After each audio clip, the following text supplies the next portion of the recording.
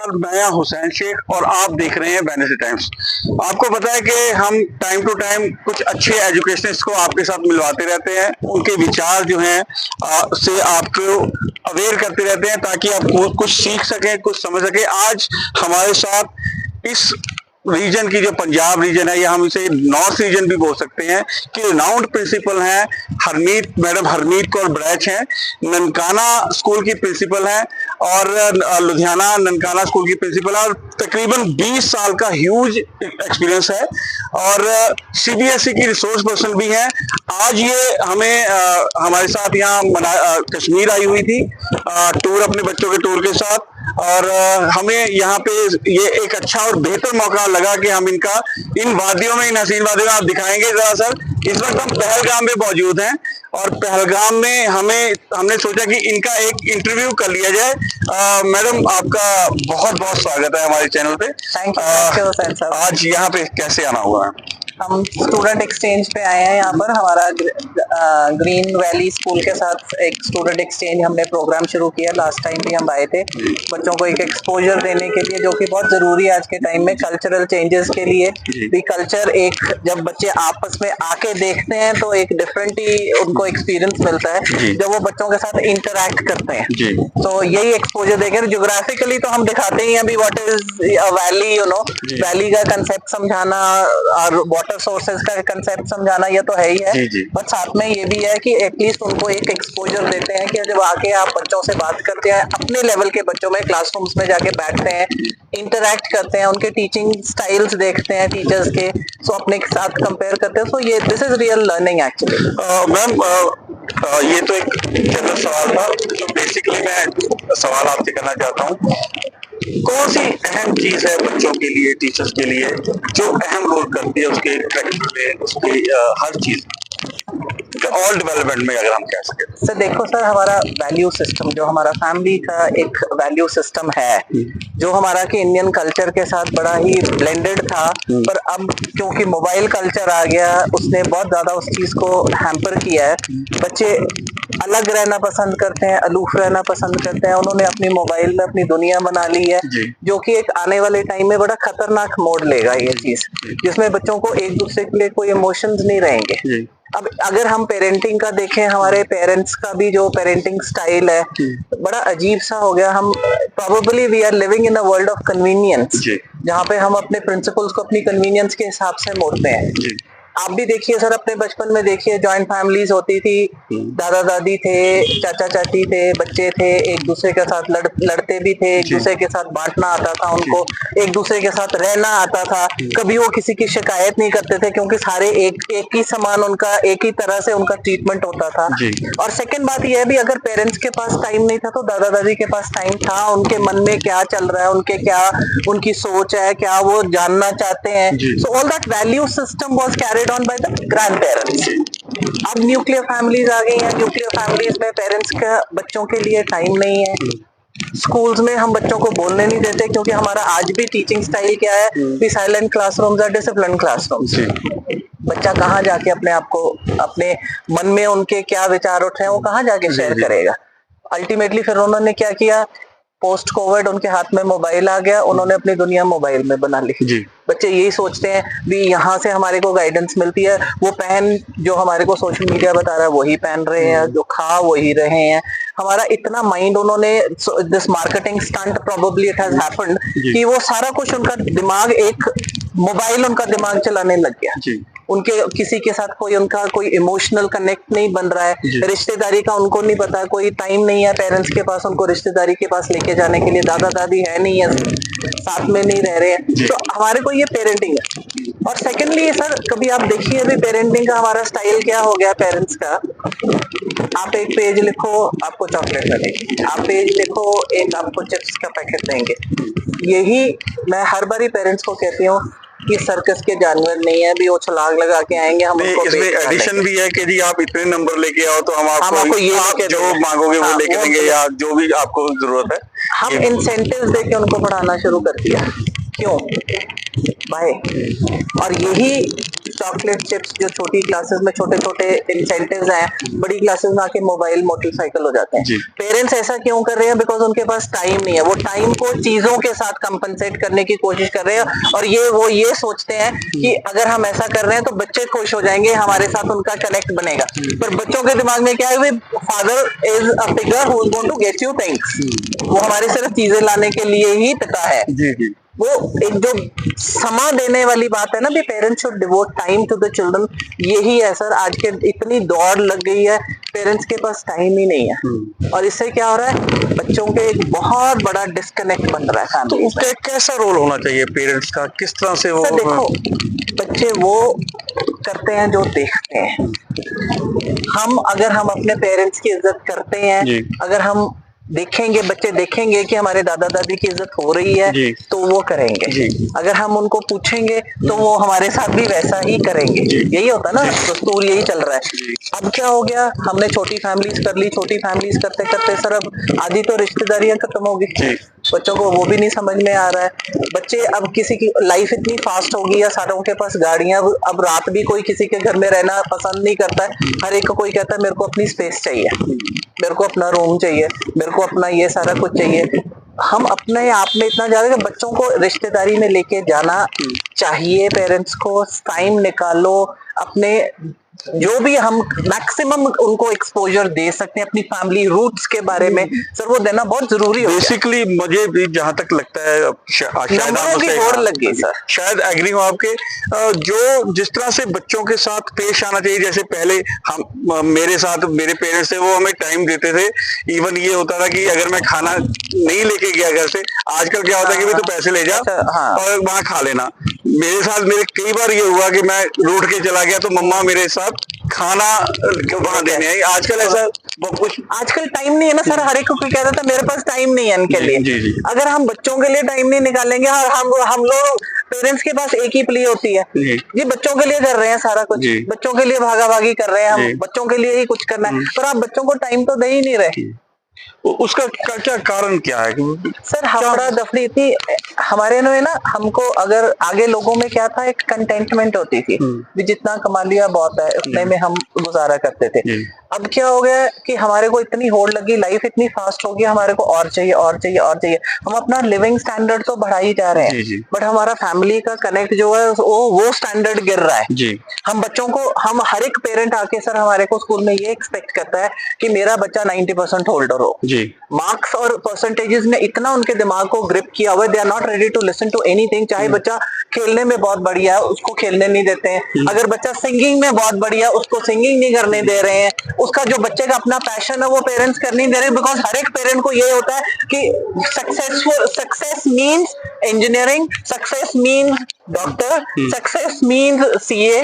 उनके लिए डेफिनेशन है सक्सेस की ये रहेगी। कहीं ना कहीं मतलब प्रेशर है पेरेंट्स का कि भी बहुत ज्यादा। हमारे स्कूल्स में भी ना, मैं अक्सर बात करती हूँ, ये हमारे से पूछा जाता है जी आजकल आइंस्टाइंस क्यों नहीं बन रहे हैं क्लासेस में, आजकल आर्यभट्ट क्यों नहीं हो रहे हमारे, जबकि हमारा education, Indian education system was probably the best in the world. आज भी हम वापस सारा कुछ करके हम वापस अपने वेदों पे आगे, गुरुकुल सिस्टम पे आगे, जहाँ पर उन्होंने बोला भी इंडिविजुअलिस्टिक अप्रोच होनी चाहिए। बच्चा चाहे जो भी है, बच्चे को हमने सारों को एक ही उसमें तकड़ी में नहीं तोलना है, हमने उनके पोटेंशियल देख के उनको इंडिविजुअल अटेंशन देनी है। यही हमारे वेद करते थे, यही हमारा गुरुकुल सिस्टम था, जहाँ पर अगर कोई तलवारबाजी में अच्छा था तो उसको तलवारबाजी में ही भेजते थे, अगर कोई शास्त्रों में अच्छा था तो उनको शास्त्रों में ही लिखाया जाता था उनसे। तो उनका इंडिविजुअल इंटरेस्ट देख के होता था।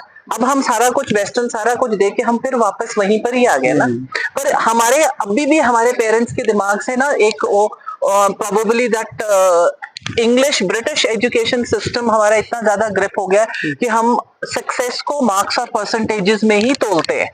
वो जिसके 90% है वही सक्सेसफुल बच्चा। जबकि लाइफ में सर जितने मैंने 90% होल्डर्स देखे हैं वो लाइफ में बहुत ज्यादा सक्सेसफुल नहीं हुए, क्योंकि उनके एटीट्यूड में फ्लेक्सिबिलिटी नहीं आई। एक थ्योरी भी है ये जो मैंने सुना है कि जो आजकल थ्योरी ये है कि जो 90% अबव बच्चा जा रहा है वो उसे इंटेलिजेंट नहीं मानते हैं। वो कहते हैं कि जो सक्सेसफुल है वो जो 70 से 80 है और हर एक्टिविटी में पार्टिसिपेट कर रहा है वो इंटेलिजेंट है। ये होलिस्टिक डेवलपमेंट है। जी। पर अगर हम करने की कोशिश करें तो हमारे को ये भी पेरेंट्स की तरफ से सबसे पहले ये आता है। और सर हमारा एजुकेशन सिस्टम ने इतना ज्यादा ग्रिप कर लिया ना उस चीज को कि हम मार्क्स और परसेंटेजेस में ही रह गए हैं, और जबकि बच्चे के ऊपर इतना प्रेशर हम डाल देते हैं कि उसकी ओरिजिनलिटी, उसकी क्रिएटिविटी हम खुद ही खत्म कर देते हैं। मैं कहीं ना कहीं देखिए एक चीज, अब मैं माफी चाहता हूँ, कहीं ना कहीं देखिए मैं ये नहीं कहता कि आपकी बात करूं, कुछ स्कूल ऐसे हैं जो जिन्होंने पेरेंट्स की ये सोच बनाने में मदद की है कि वो कहते हैं कि भी हमारा रिजल्ट अच्छा हो, हमारा वो नंबर हमारे स्कूल का होना चाहिए, हमारे कहीं ना कहीं पेरेंट्स उनके या तो कि ये उनके पीछे चल पड़े हैं या उनकी इन बातों ये झांसे में आया कि उनका बच्चा अगर 90% नंबर लेगा तो ही हमारा बच्चा इंटेलिजेंट है, अदरवाइज हमारा बच्चा इंटेलिजेंट। तो मैं क्या करना चाहिए पेरेंट्स को? किस तरह हमारे को ना हमारा एजुकेशन सिस्टम, अब तो चलो अच्छी बात है कि नई एजुकेशन पॉलिसी आई है जिसमें हम फिर एक्टिविटी बेस्ड पे लेके आ रहे हैं, ग्रुप असेसमेंट्स में लेके आ रहे हैं। बोल रहे हैं इंडिविजुअली बच्चों को मत असेस करो, उनको ग्रुप्स में असेस करो। वो सिस्टम शुरू हो गया सर, पर इसको अडॉप्ट करते करते हमारे को और 5 साल लगेंगे, पर आते टाइम में ये बड़ा पॉजिटिव इसका रिजल्ट आएगा। Because I am very hopeful कि ये चीजें जो अब हम चेंजेस करेंगे स्कूल्स में, और जो अब हमारे प्राइमरी में बच्चे हैं by the time they will pass out to +2, उनके ट्रेंड में चेंजेस बहुत आएंगी, क्योंकि इतने एवेन्यूज ओपन हो रहे हैं। अगर हम आज मैं एक 6th क्लास के बच्चे से भी पूछती हूँ कि क्या बनना है, उसके लिए बड़ा क्लियर है, कहता है कि गेमर बनना है, यूट्यूबर बनना है जी। ये ऐसे प्रोफेशंस लोग बच्चे अब उसमें आ रहे हैं कि हमने ये करना, और दे आर सक्सेसफुल आल्सो। हम उसके लिए ये नहीं बोलेंगे। हाँ मैम अभी देखिए अभी अब तो थोड़ा ये पीछे हट गया।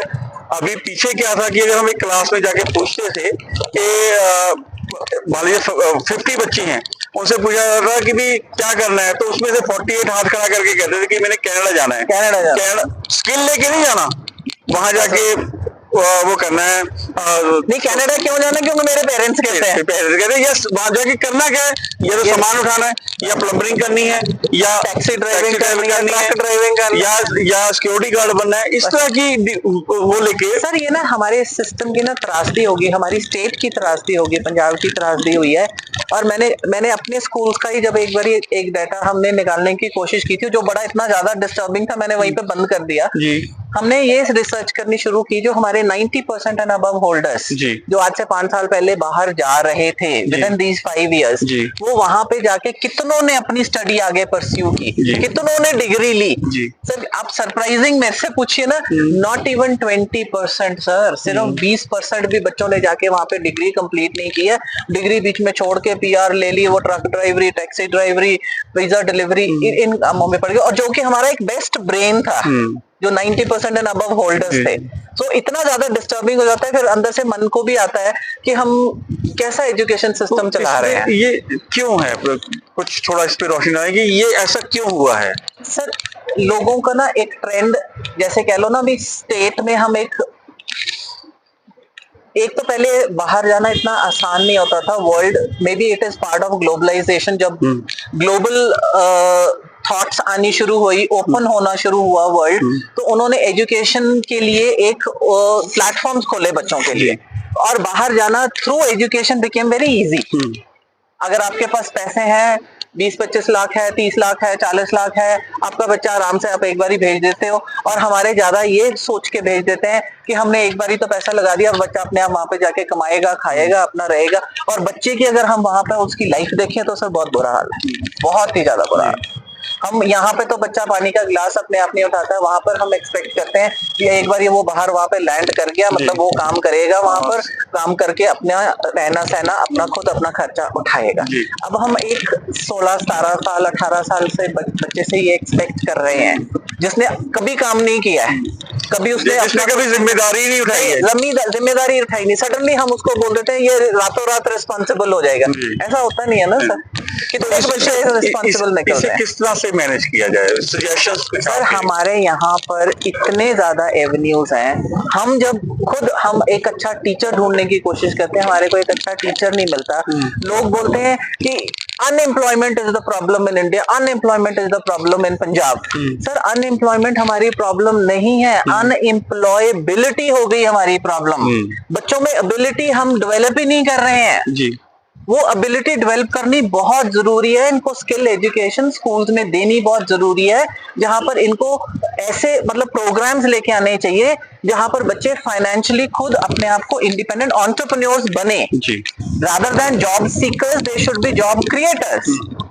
इस तरह की एजुकेशन के ऊपर फोकस है। और अभी हमारा जो नई एजुकेशन पॉलिसी आई है वो भी इसी के बारे में बात करती है। स्किल एजुकेशन के ऊपर बहुत उन्होंने फोकस दिया। तभी मैं बोली ना, आते टाइम में शायद इस चीज में बहुत ज्यादा फर्क पड़ेगा। कुछ पेरेंट्स को मैसेज देना चाहें आखिर में? सब पेरेंट्स के लिए मैं हमेशा यही बोलती हूँ, बच्चों को समय दीजिए। बच्चे आपके लिए चीजों के भूखे नहीं है, बच्चे आपके टाइम के लिए भूखे हैं। उनको टाइम दीजिए, उनके साथ घूमने निकलिए, उनके साथ मैक्सिमम टाइम स्पेंड कीजिए, ताकि वो आपके साथ इतना कनेक्ट बना ले। जैसे आगे बोलते थे कि मेरा बेटा नहीं है, मेरा दोस्त है, वो दोस्ती कहाँ गई? वो उस चीज को दोबारा बिल्ड कीजिए जहां पे बच्चे आपके ऊपर फेथ करें और बच्चे आपसे खुल के बात करें, ताकि वो अपनी दुनिया मोबाइल्स में नहीं बनाए, आपके साथ अपनी दुनिया बनाए, ताकि वो एक लाइफ लॉन्ग कनेक्ट बने। एजुकेशन बच्चे ने ले लेनी है, पढ़ लिख के उसने जॉब भी ले लेनी है, उसने काम भी कर लेना है, पर उसके साथ जो एक इमोशनल कनेक्ट अगर आप आज बनाएंगे तो आपकी शायद आने वाली पुश्तें बच सकते हैं। देख रहे थे आपके मैम हरमीत कौर मैम जो है हमें किस तरह से पेरेंटिंग के बारे में बात बता रही थी। अल्टीमेटली कहीं ना कहीं अगर कुछ प्रॉब्लम आ रही है तो पेरेंट्स और बच्चों में जो ये दूरियां बढ़ती जा रही हैं और उनके बीच में एक मोबाइल नाम की जो दीवार है वो आ गई है, उससे ना तो पेरेंट्स जो है वो बच्चों को समझ पा रहे हैं और ना बच्चा पेरेंट्स को समझने की जरूरत महसूस कर रहा है। और आने वाले समय में इसके कॉन्सिक्वेंसेस और भी भयानक होते जा भी रहे हैं और होते जाएंगे। मैं हुसैन शेख, पहलगाम।